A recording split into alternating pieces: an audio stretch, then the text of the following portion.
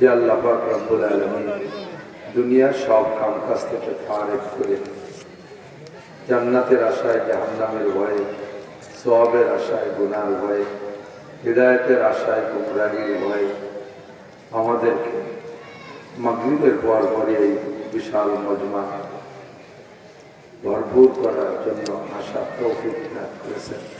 শুকর আদায় করি আলহামদুলিল্লাহ। অনেক মানুষ দাঁড়িয়ে আছে, অনেক মানুষ হেঁটে বেড়াচ্ছে। মাহফিলের প্যান্ডেল এসে লোক বেশি হয়ে গেছে, বলেন আলহামদুলিল্লাহ।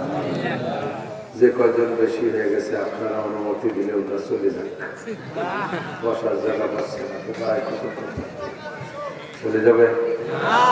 একটু আগে বসে নিষেধ করলেন, বললে চলে যেতে বলতাম, যেহেতু যাইতে নিষেধ করছে একটু আগায় বসে, তাহলে ওটা বসতে পারবে। যারা আগায় বসবেন যেই জায়গা ছেড়ে দিয়ে আগাবেন, যতটুকু জায়গা ছেড়ে দিয়ে আসবেন কমপক্ষে জান্নাতের মধ্যে আল্লাহ তাআলা আপনাকে প্রধানিক জায়গা দিয়ে দেবেন। আর জান্নাতের ভিতরে একজন মানুষ বসা পরিমাণ জায়গাটা দুনিয়াও দুনিয়ার মধ্যে যা কিছু আছে তার চাইতে কোটি কোটি গুণ বেশি। এতটুক জায়গার দাম। একটু জায়গা ছেড়ে দিয়ে যদি আগায় আসে বসেন, মাঝের ফাঁকা জায়গাটা বন্ধ করেন, তাহলে আল্লাহ তাআলা জান্নাতের মধ্যে জায়গা করে দেবেন তার নিজের ওয়াদা।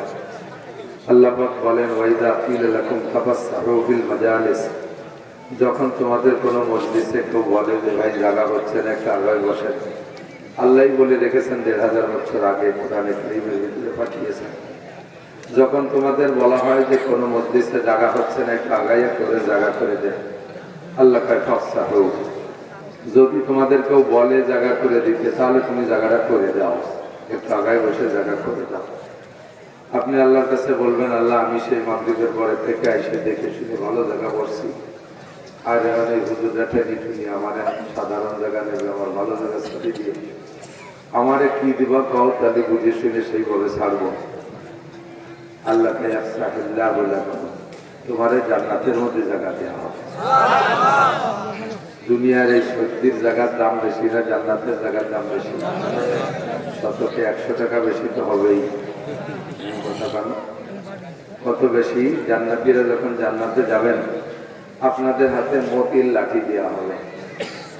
মুরব্বীরা হাড়ের লাঠি হাতে রাখেন, বয়স হয়ে গেলে একটু শান শৌকত হয়, দেখতে সুন্দর লাগে। তো জান্নাতীদের হাতে আল্লাহ পাক মতির লাঠি দেবে। তো লাঠির মাথাটা সরুই হবে, দুনিয়ার যেমন লাঠির মাথা সরু হয় ওখানে সরু হবে। তো লাঠির মাথা সরু হয়ে একটা লাঠিকে খাড়াভাবে রাখলে